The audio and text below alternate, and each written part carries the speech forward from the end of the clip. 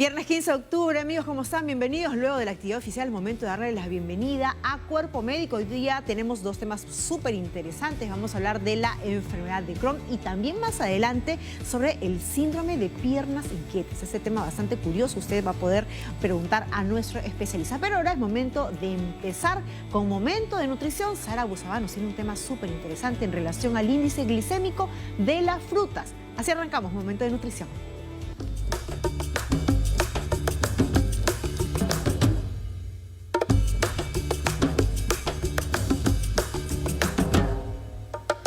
Amigos, muy buenas tardes y efectivamente el día de hoy les traigo un tema que es bastante consultado. ¿Cuántas veces se han preocupado sobre el azúcar que puede cargar las frutas? Sobre todo si eres una persona que tiene diabetes o que tiene hipotiroidismo, resistencia a la insulina, incluso si tiene acné o cualquier otra condición donde el metabolismo del azúcar puede afectarte en cierta medida. Incluso si tienes hígado graso o tal vez si eres un paciente oncológico. ¿Qué pasa con el azúcar de las frutas? Si bien es cierto, es muy distinta al azúcar que añadimos a los alimentos, el azúcar natural, sea de la panela, de la miel o cualquier otro edulcorante, la ventaja del azúcar de la fruta es que esta está protegida en cierta medida por la fibra y por la pulpa que contiene, de tal manera que esta hace que llegue en menor velocidad a la sangre. Esta velocidad con que llega el azúcar a la sangre se le denomina índice glicémico. Mientras más rápido llega este azúcar a la sangre, es menos conveniente para todas estas condiciones que les acabo de mencionar, porque en el caso, por ejemplo, del paciente con diabetes, entonces esta insulina pues tiene una carga grande de azúcar en sangre y tiene que reaccionar. Sin embargo, muchas personas asumen que el alimento tiene mucho azúcar por su nivel de dulzor. Y hoy quiero explicarles que esto no es tan así, porque además del índice glicémico existe otro concepto que significa la carga glucémica, que esto quiere decir de qué manera responde la insulina frente a la presencia del azúcar en la sangre de ciertos alimentos. Y esto tiene que ver con el tamaño de la porción. Y es así que ustedes se van a dar cuenta, y por favor se los quiero decir así totalmente, categóricamente, porque esto ya está evaluado con análisis, la carga glicémica de alimentos que seguramente usted se prohíbe o acepta más pensando que el nivel de dulzor es lo que marca la diferencia. Miren ustedes, la papaya, que es uno de los alimentos o frutas tal vez más noble para nuestro sistema gastrointestinal, es un alimento que tiene una carga glicémica alta. ¿Qué significa? Que la insulina responde con mayor rapidez frente a esta presencia, lo cual no necesariamente es más conveniente para un diabético. Incluso esta tiene un índice de 11, mientras que el plátano y el mango, dos frutas tan temidas para un paciente con diabetes, tiene incluso una carga glicémica de 10, es decir, 11 versus 10. De todas maneras, estas se consideran igualmente altas. Lo mismo que ocurre con la naranja. Ustedes saben que tiene una concentración importante de azúcares y en este caso también su carga glicémica es alta. En comparación con la sandía, que si bien es un fruto que tiene bastante cantidad de agua y tal vez no se percibe tan dulce, su carga glicémica es igual al de la naranja. Y estas frutas que ven ustedes acá, la papaya, la naranja, la sandía, el plátano y el mango, indistintamente del nivel de dulzor que ustedes pueden sentir en el paladar, tienen una carga alta, es decir, son menos conveniente. No quiere decir que están prohibidas, porque combinándolas en la cantidad adecuada se puede hacer una dieta incluso para un diabético, pero si no están entrenados, estas frutas son las que menos frecuentemente deberían consumir. Ahora bien, aquí me voy al otro lado de la mesa donde ustedes van a encontrar frutas como por ejemplo la uva, otra de las muy temidas para un paciente con diabetes porque la perciben dulce y entienden que tiene muchísima carga glicémica. Sin embargo, está considerada dentro de las de baja carga glicémica. Incluso tenemos frutos con mucho menor carga glicémica y a partir de 4.5 hacia abajo es una carga menor. 12 unidades de uva tienen 4,5 de carga glicémica, similar a una unidad de higo. Y recuerden que el higo es sumamente dulce, pero miren ustedes que tienen una carga glicémica mucho menor que el plátano y el mango. Es decir, no son equivalentes respecto del nivel de dulzor y respecto de la respuesta que trae la insulina. Y acá me he equivocado. Esta tiene 4,5, mientras que el higo tiene 1,5, menos de 2. Lo mismo pasa con las ciruelas, la mandarina y las fresas. Y las fresas les traigo estos fresones en esta cantidad. Miren ustedes, 8 unidades de fresas grandes, que son justamente los fresones, tiene cerca de 2,5 de carga glicémica, es decir, baja. Si yo soy un paciente con diabetes, estoy en este proceso de aprendizaje y quiero cuidar mis niveles de glucosa, estas frutas son las que más me conviene. Ahora bien, si yo les digo que el higo tiene una carga glicémica incluso menor que estas 8 fresas, no quiere decir que yo puedo comer un montón de higo. Es una unidad de higo en comparación con 8 unidades de fresas. Así que esto es algo que ustedes tienen que tener en cuenta y que les sirve no solo para el tema del peso, sino sobre todo para mantener estable los niveles de glucosa.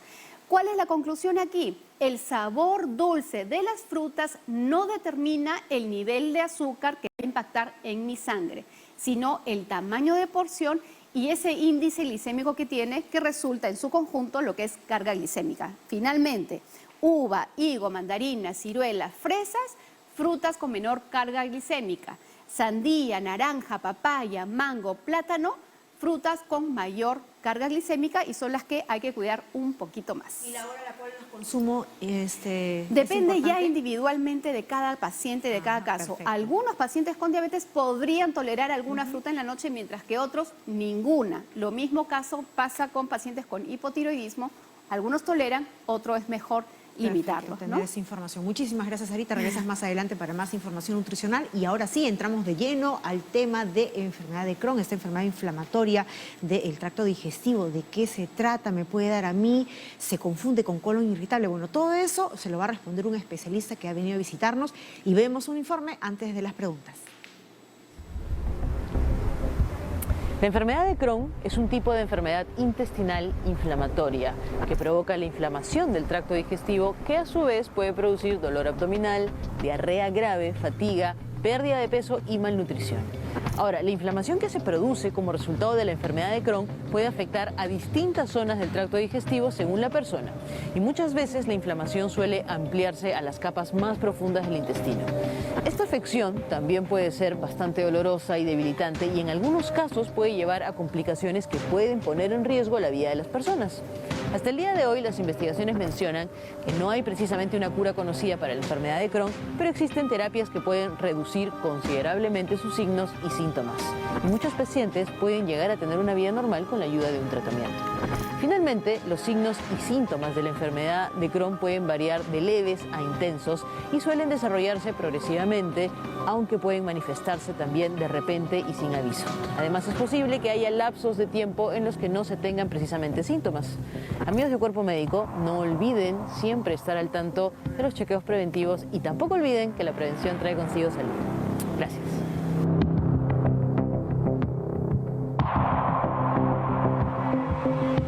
Muy bien, rápidamente vamos a presentar al especialista que va a responder todas sus consultas. Estamos acompañados del doctor Luis Eduardo Cervera, médico gastroenterólogo de CISOL Salud del municipio metropolitano de Lima. Doctor Cervera, qué gusto verlo nuevamente. ¿Cómo estás? Buenas tardes. Un gusto estar en tu programa. Gracias por acompañarnos. Y ya tenemos una primera consulta a propósito de la enfermedad de Crohn, que también nos va a servir incluso para que usted vaya respondiendo y dándonos pues más luces de esta enfermedad. Tenemos Perfecto. a Gloria de San Borja. Gloria, gracias por llamar. ¿Cuál es tu pregunta para el doctor Cervera?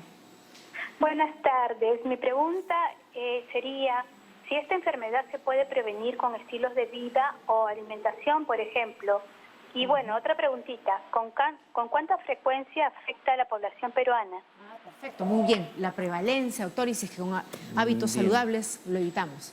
Bien, es muy importante lo que ha preguntado tu televidente. En relación a lo que menciona y el tema a tratar el día de hoy, me gustaría primero especificar de qué se trata. Claro que sí. Para empezar, la enfermedad de Crohn es una enfermedad que puede abarcar todo el tubo digestivo, afectar de alguna manera desde la boca hasta la región perianal, hasta el ano. Wow. Entonces, es una enfermedad que realmente es muy rara en la coyuntura peruana latinoamericana, ya que usualmente es más frecuente en países europeos, por ejemplo, en personas de tez blanca, sobre todo por el tema de la dieta, ya que como nosotros sabemos la dieta puede variar de acuerdo a la alimentación.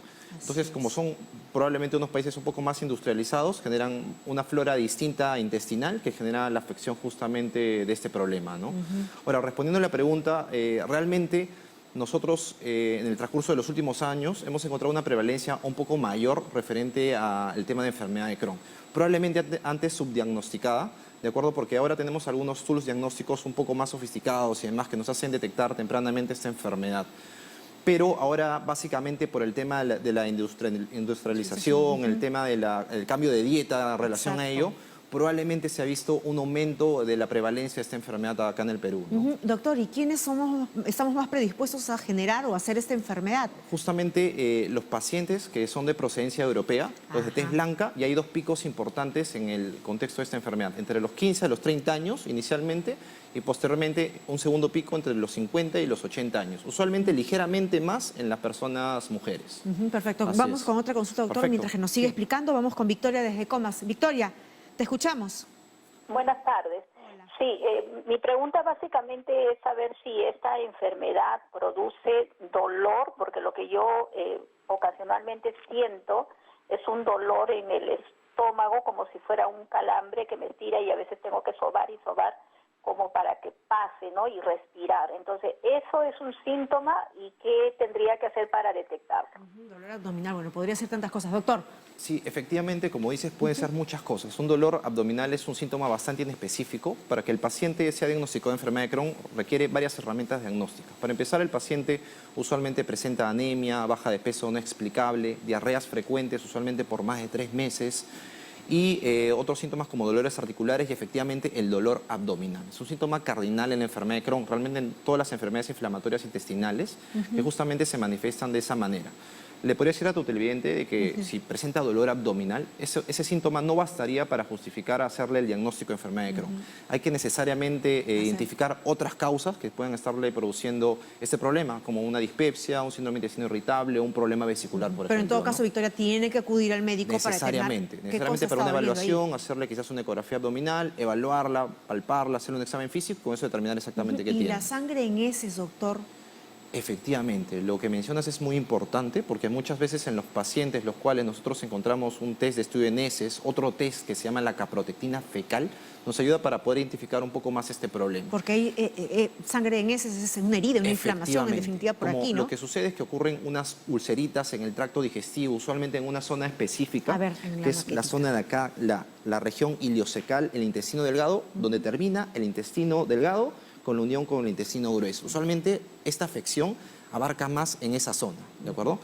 Es muy raro que lo encontremos en alguna otra parte del intestino, la frecuencia baja, 30, 40%, lo más frecuente en esta zona.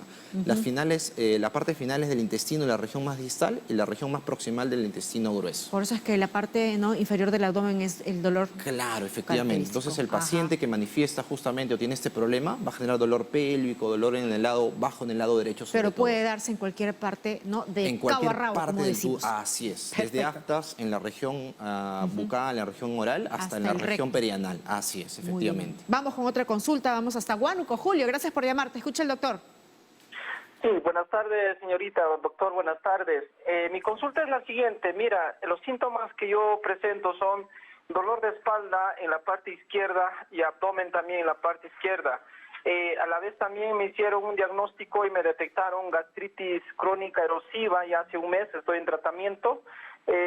Doctor, no sé si también podría tener esa posibilidad de tener la enfermedad de Crohn. ¿Me podría, por favor, ayudar? Estoy un poco preocupado. Perfecto. Perfecto. Bien, para recalcar a tus televidentes nuevamente que esta enfermedad es rara realmente. En nuestra coyuntura, en la cultura peruana, es una enfermedad rara, ¿no? Pero básicamente lo que nosotros tenemos que identificar es primero qué edad tienes. Si es que tienes más de 45 años y tienes dolor en el lado izquierdo, que calma un poco con las deposiciones, que se presenta una vez a la semana, lo más probable es que tengas un síndrome de intestino irritable. Si hay un signo de alarma como anemia, diarreas, una variación en el hábito defecatorio, baja de peso no explicable, o un test de TB, un sangrado oculto en las deposiciones, sí deberíamos practicar quizás una colonoscopía inicialmente para ver que no haya nada normal en el tubo digestivo inferior. ¿Y es difícil diagnosticar esta enfermedad, doctor? Efectivamente nosotros lo diagnosticamos con una suma de datos de exámenes auxiliares, de exámenes clínicos y básicamente con la evolución del paciente. Usualmente es necesario una colonoscopía, un estudio endoscópico superior, hacer unas biopsias de esas úlceras que podemos encontrar y ahí identificar la causa, ¿no? Perfecto, vamos hasta Puno. Mari, gracias por esperarnos. ¿Cuál es tu pregunta? Buenas tardes, doctor. Quisiera hacer una consulta.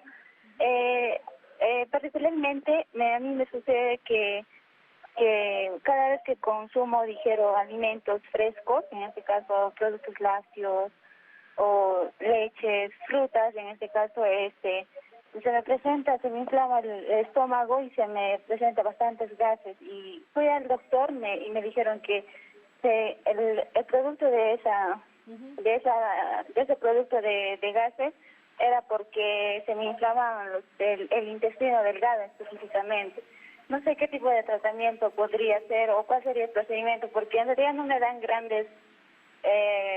no me pueden dar grandes referencias a consecuencia de qué se produce esto o a consecuencia de qué tengo ese malestar. Perfecto, muy bien. Gracias, Mari. Doctor. Mari, lo que me menciona tu televidente es muy importante. Básicamente en relación a la ingesta de las comidas, menciona que se distiende un poco el estómago, sobre todo con los lácteos, por ahí seguramente también con los fideos, las comidas pesadas, las comidas procesadas.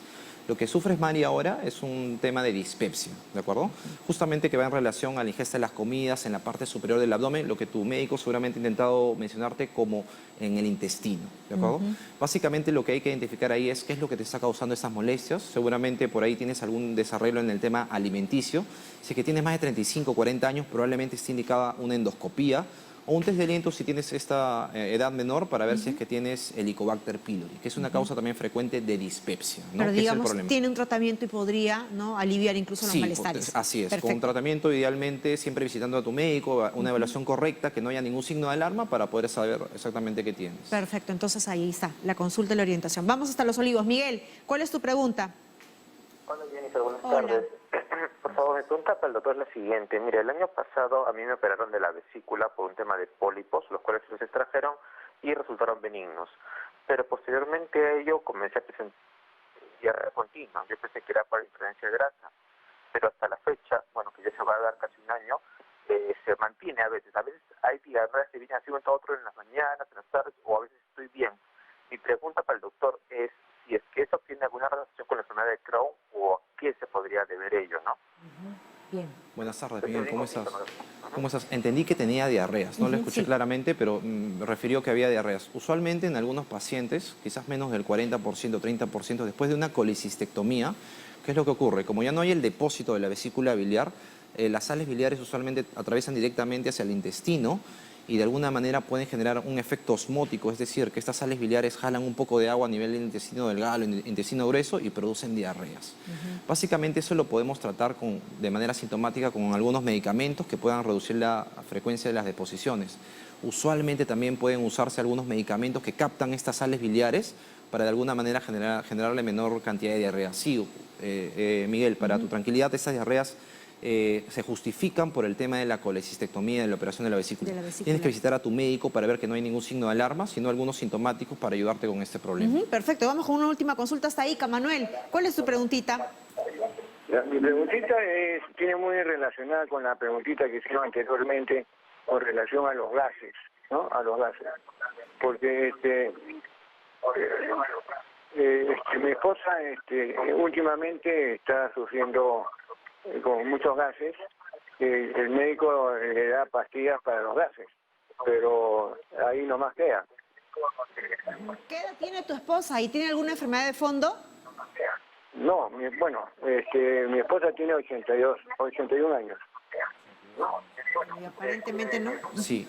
Muy bien, Manuel. Habría que, de todas maneras, preguntar en qué momento ocurre esta sensación que se genera mayor cantidad de gases, que se le distiende el estómago y demás. ¿Y dónde ocurre más frecuentemente? Si es en la parte inferior del abdomen, en la parte superior. Usualmente en pacientes mayores de 80 años, el screening endoscópico, hacer endoscopías, colonoscopías, se restringe un poco, básicamente por la edad. Pero podríamos quizás darle algunas medicinas para poder solventar los síntomas. y también necesariamente hacerle hincapié en el tema nutricional. Fraccionar un poco las comidas, evitar sobre todo los azúcares simples, las harinas, evitar el pan blanco, por ejemplo, que puede generar mayor cantidad de gas en estos pacientes. Y fraccionar los alimentos. Fraccionar los alimentos, quizás 4 o 5 tomas al día, y quizás hacerle un test de heces, ya que una causa muy frecuente de gases, distensión abdominal, es la giardia, que es muy frecuentemente también en nuestro medio. Entonces, este parásito también puede ser reconocido mediante un test de heces, y ahí lo podemos identificar y darle tratamiento, ¿no? Perfecto, doctor, nos ha quedado cortísimo el tiempo, pero no Sí. queremos irnos sin las recomendaciones a propósito de la enfermedad de Crohn. Básicamente, para mencionarle a tus televidentes que la enfermedad de Crohn, si bien es una enfermedad rara, ¿cuánto nosotros deberíamos sospechar de esto? Cuando tenemos anemia, por ejemplo, un test, un TB, ¿no? Un test de sangrado oculto en las deposiciones, baja de peso no explicable, diarreas frecuentes, y sobre todo si es que por ahí hay algún familiar de proveniencia europea, ¿no? Mencionarles que en Sisol Salud de todas maneras podemos ahí atenderlos, visitarlos y ayudarlos con este problema. Y ahí reiteramos, por favor, no se automedique y no normalice cualquier malestar, sobre todo si se trata pues de malestar o dolor abdominal. Muchas gracias, doctor Muchas gracias Cervera. a ti. Siempre es un gusto tenerlo con nosotros, se nos queda corto el tiempo, pero sabemos que va a regresar para seguir enseñándonos Hola. a cómo estar siempre bien de salud. Hemos estado con el doctor Eduardo Cervera, médico gastroenterólogo de Sisol Salud del municipio metropolitano de Lima. Hacemos una pausa y vamos a regresar porque tenemos muchos más temas a propósito del síndrome de piernas inquietas. Ya volvemos, no se muevan.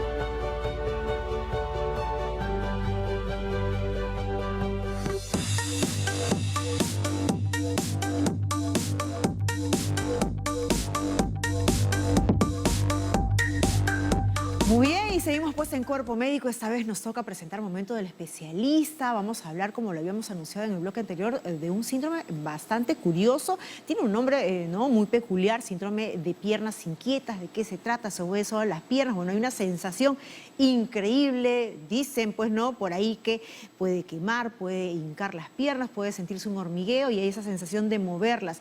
Esto prácticamente sabemos incluso, y el doctor nos lo va a explicar muy bien, que no genera dolor, pero sí puede afectar mucho incluso y alterar pues los ritmos de sueño, y eso tiene todo un impacto con el círculo vicioso. Vamos a presentar rápidamente al especialista que el día de hoy nos acompaña. Estamos con el doctor José Luis Trigoso, médico neurólogo del Hospital Alberto Sabogal Sologuren de Salud, y aprovechando la presencia pues del doctor Trigoso, también saludar a todos los profesionales de este hospital Alberto Sabogal que han estado hace poco de aniversario, cumpliendo nada menos pues que 80 años de vida institucional. Ahí está, así que en nombre de usted, doctor Trigoso, la saludo afectuosa a todos los profesionales médicos, especialistas de salud en este hospital, y también en especial pues de la unidad de comunicaciones encabezada por Irene Sánchez, que tanto apoyo nos dan al programa Cuerpo Médico y también con tantos especialistas que nos visitan. Doctor, bienvenido. Gracias por el saludo. Muy bien. Vamos a empezar ya de arranque, doctor, ¿qué le parece con esto del síndrome de piernas inquietas? ¿Por qué es que da? ¿A quiénes le da? ¿Qué es el síndrome de piernas inquietas? El síndrome de piernas inquietas es una condición en la que al acabar la tarde, empezar la noche y progresivamente, conforme avanza la noche, empiezan molestias en las piernas particularmente, ¿no? ¿Y en qué consisten esas molestias? Puede variar, ¿no? Puede ser hormigueo, puede ser hasta dolor, o puede ser simplemente una sensación molesta, muy difícil de describir. Bien, esta molestia se asocia a una urgencia por moverlas, y cuando ese movimiento se efectúa, la molestia disminuye. Sin embargo, nos volvemos a quedar quietos y la molestia regresa, ¿no? Entonces, una persona que tiene esta condición puede generarle muchas molestias, sobre todo en la noche, y dificultarle la facilidad para iniciar el sueño, Bien. O para Cuando mantener, una persona tiene insomnio, de todas maneras preguntamos si es que tiene síntomas que podrían tener síndrome de piernas inquietas, porque puede ser la razón que esté detrás de esta condición. Bien. Y no solamente está este malestar para iniciar el sueño, sino también se asocia a una mala calidad de sueño. Claro. Y lleva a que durante el día, en la mañana, en la tarde, no se presentan estas molestias. Es particular de la hora de la noche, pero puede estar uno con fatiga, con malestar en relación a una mala noche. Y me imagino que también debe afectar el estado de ánimo de la persona. Uno puede ponerse irritable y bastante menos productivo. Pero ¿por qué Así es. ocurre eso, doctor? Bien, el conocimiento del síndrome de piernas inquietas todavía está en evolución. Se sabe hasta este punto de que hay un tema en la neurotransmisión de la dopamina. Bueno, en el cerebro tenemos las neuronas que se comunican y se llama la transmisión sináptica en la comunicación entre una neurona de dopamina y sus receptores de dopamina.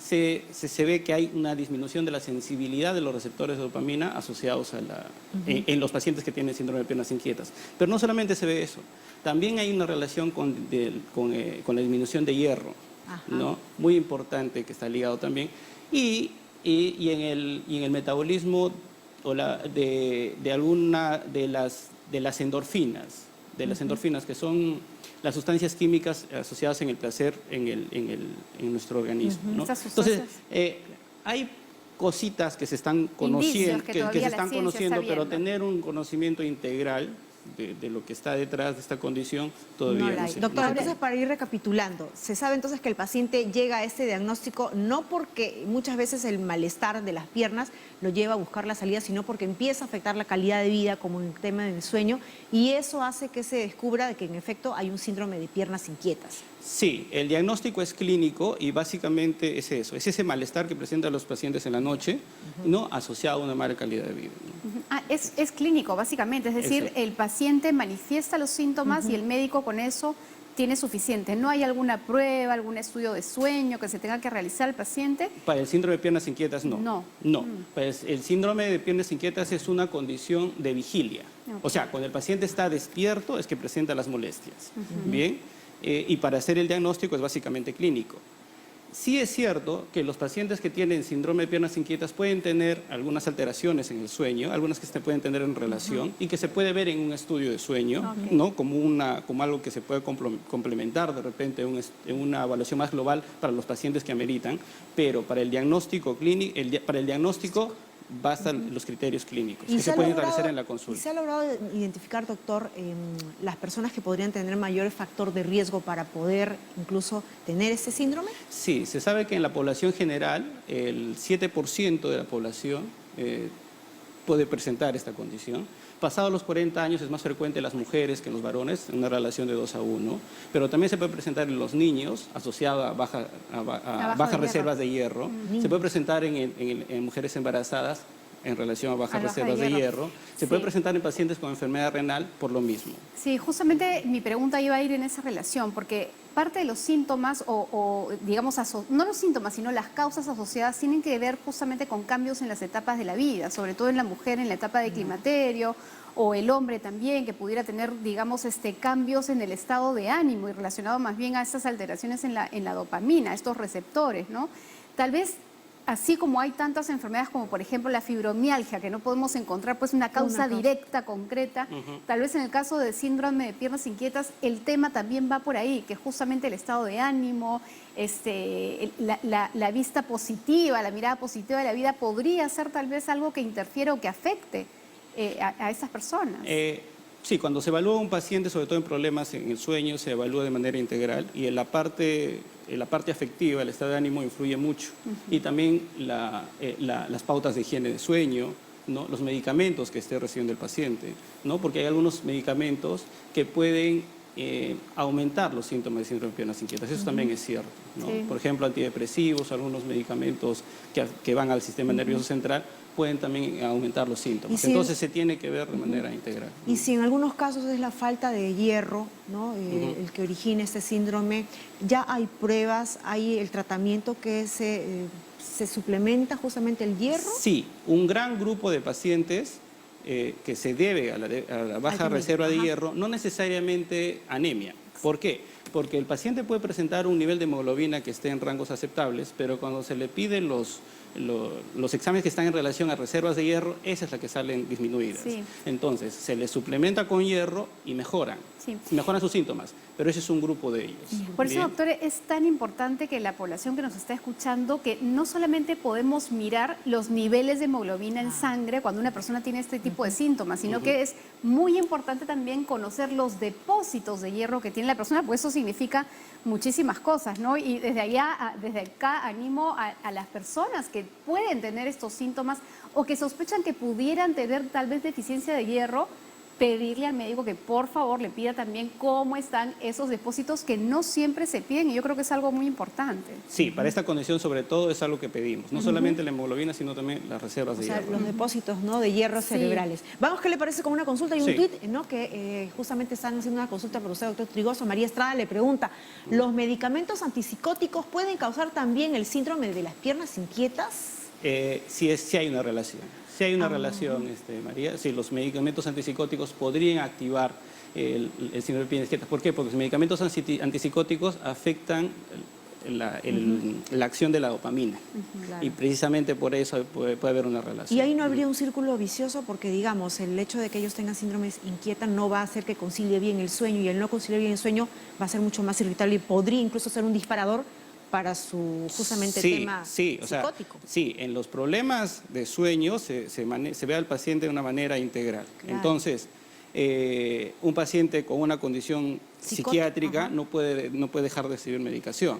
Entonces, en conjunto con su médico psiquiatra que está viendo el caso, se tiene que ver estrategias para poder manejar los síntomas. O sea, de repente cambiar a un medicamento que tenga menos susceptibilidad de generar estos síntomas, de repente tratar los mismos síntomas inquietas en paralelo y de repente eso sea suficiente. Hay que ver también la severidad, de repente son síntomas leves, ¿no? De repente no son síntomas frecuentes sino esporádicos. Entonces se tiene que individualizar al paciente en su contexto global, de su comorbilidad, y en función a eso ya se establecerá el mejor tratamiento. Y vamos a preguntarle también, doctor, si es que hay medicamentos, además del suplemento, para poder tratar esta condición. Pero antes vamos a recibir consultas de nuestros televidentes. Esta vez nos han escrito a través del Facebook. Vamos a leer la pregunta. Mercedes Márquez dice, mi mamá tiene 64 años y es diabética.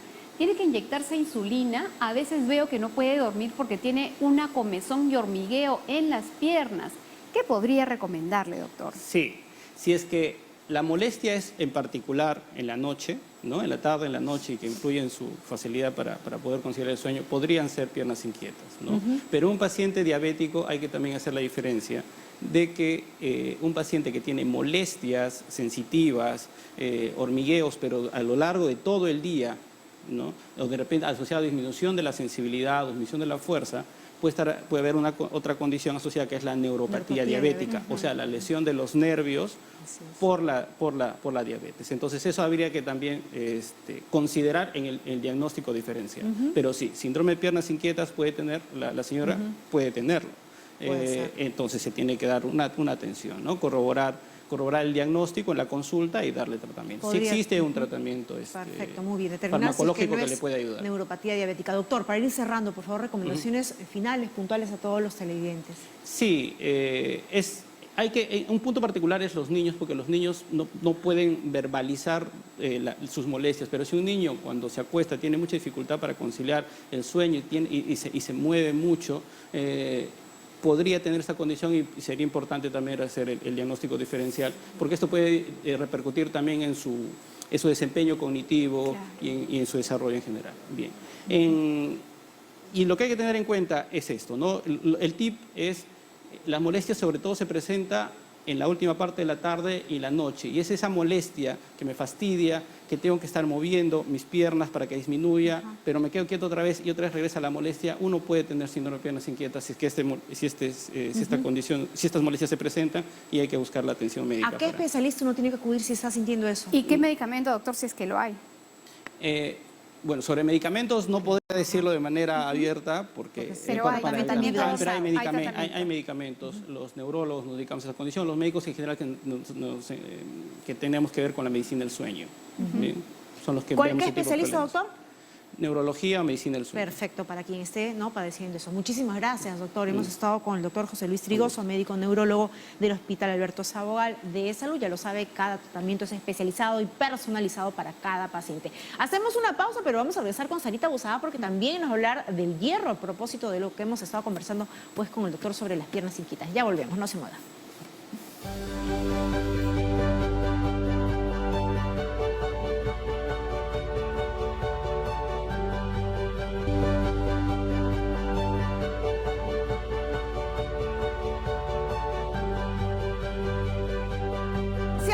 Tomar lápiz y papel. Sara Busaba, momento de nutrición, nos tiene un tema muy importante. Adelante, Sarita. Gracias, Jenny. Y efectivamente, en este segmento de nutrición vamos a hablar sobre los alimentos ricos en hierro, pero particularmente sobre aquellos que son de origen vegetal, al propósito justamente del tema que estábamos mencionando, conversando con nuestro invitado, el síndrome de piernas inquietas, que una de las causas aparentes podría ser la falta de hierro.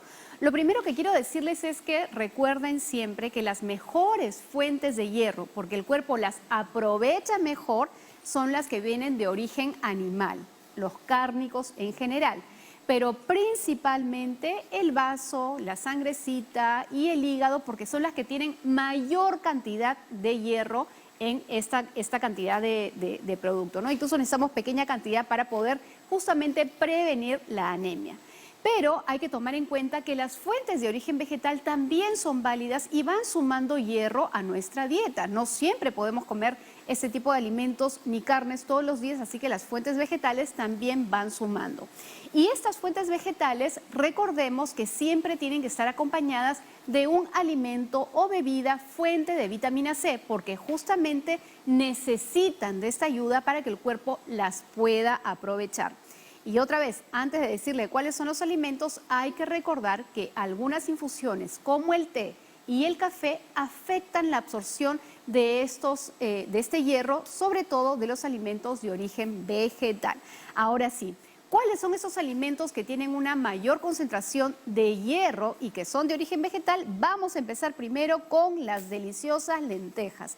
Así que si en su casa los lunes son de lenteja, la felicito porque en verdad está súper bien. Las personas necesitamos entre 8 y 18 miligramos de hierro todos los días y justamente las lentejas va a aportar 6.9, prácticamente la mitad del hierro que necesitamos. Acá tienes 100 gramitos de lenteja cocida, pero incluso tú podrías incrementarlo a 2 tacitas y acompañarlo de repente con un huevo frito y ahí tienes, o frito sin aceite de preferencia, y ahí tienes una buena combinación de proteína pero también de hierro para ese día. Lo acompañas con una buena ensaladita de tomate y si tiene espinaca, mucho mejor, porque las espinacas, como ustedes las ven acá, tengo 100 gramitos de espinaca que pueden ser tanto crudas como cocidas, les aporta unos 4 miligramos de hierro. Esta es una cantidad que ustedes de repente van a decir, ay, pero es bastante. No, para una ensalada generosa en el día, esa es una excelente cantidad. Y si ustedes las pasan al vapor, ese hierro no se pierde y se reduce el volumen de tal manera que para los niños, en un guisito saltadito con queso, por ejemplo, podría ser una excelente alternativa. Y, ¿por qué no?, una limonadita, y si estamos pues en la selva central con nuestro quito que le va súper bien para poder absorber ese hierro. El tercer alimento en orden de concentración tenemos la levadura de cerveza. Y esta levadura de cerveza hay que recordar que es un complemento en la dieta, es decir, no es un alimento que vamos a ir comiendo por cucharaditas, sino que, por ejemplo, si estás preparando unas galletas en casa o un quequito, tú puedes incorporar esta levadura de cerveza, o si tienes una ensalada de frutas o un yogurt, lo incorporas porque también va a ir completando la cantidad de hierro que estás teniendo. Esto obviamente no es lo mismo que tomar cerveza.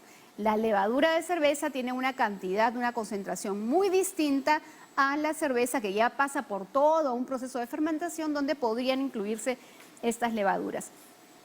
Existen unos frutos secos que son estos de acá, que es el pistacho. Yo estoy segura que muchos lo conocen, pero si por ahí no ha tenido la oportunidad de conocer el pistacho, voy a abrirlo para que ustedes lo vean. Aquí está, esto se pela y tiene un color verde hermosísimo y que no solamente es uno de los frutos secos que mayor cantidad de hierro concentra, sino que además es uno de los frutos que tiene gran beneficio para la prevención de la salud cardiovascular.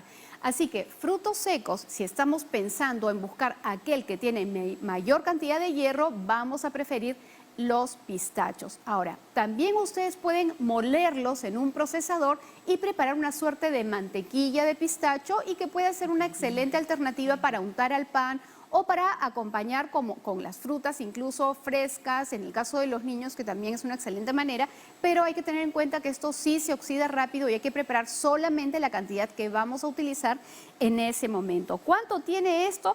También unos 6.8 miligramos, muy similar a la cantidad que tiene las lentejas. Así que en cuanto a los frutos secos, tiene un buen aporte de hierro. Y finalmente, algo que muchas veces hemos recomendado aquí en el programa, es justamente la espirulina. La espirulina hay que recordar que es un alga y esta alga es una microalga, hay de color verde, hay de color azul, en nuestro mar peruano abunda muchísimo. Felizmente ya tenemos buenos emprendedores que empiezan a cultivarla y secarla para obtener justamente este polvo de color verde.